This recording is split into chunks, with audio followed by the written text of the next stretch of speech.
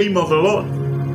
And so God is looking for men and women who will walk with him in purity, who will walk with him in consistency, who will walk with him by surrendering. Hao ndio watu ambao Mungu anatafuta asubuhi ya leo, na anasema ya kwamba I desire your presence, I desire more than your performance, I desire your walk more than your work.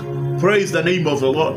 Kwa hivyo Mungu anatuita asubuhi ya leo, na angetaka tukaweze kuelewa kutembea naye kuna maanisha nini. What does it mean to walk with God? Number one, it means to have intimacy with God.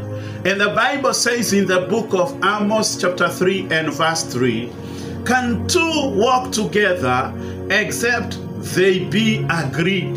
Watu wawili wanaweza kweli wakatembea pamoja kama hakuna makubaliano. Kwa hivyo katika kutembea na Mungu ni lazima tukuje katika meza moja naye, tukaweze kukubaliana naye.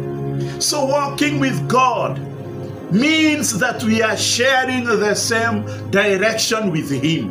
We are sharing the same values with our God.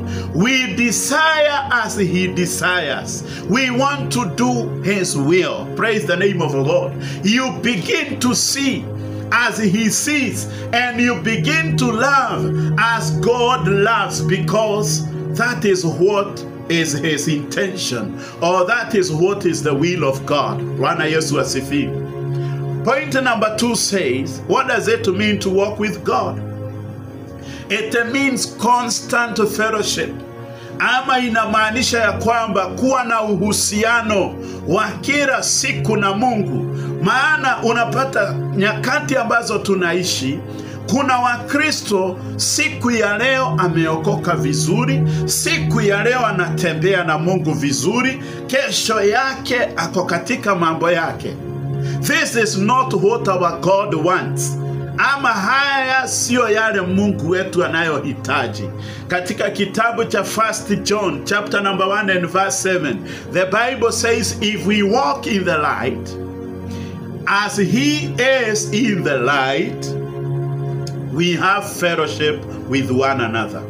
Tukitembea ndani ya mwangaza, maana yeye ni mwangaza na ako ndani ya mwangaza, bila shaka tutakuwa na uhusiano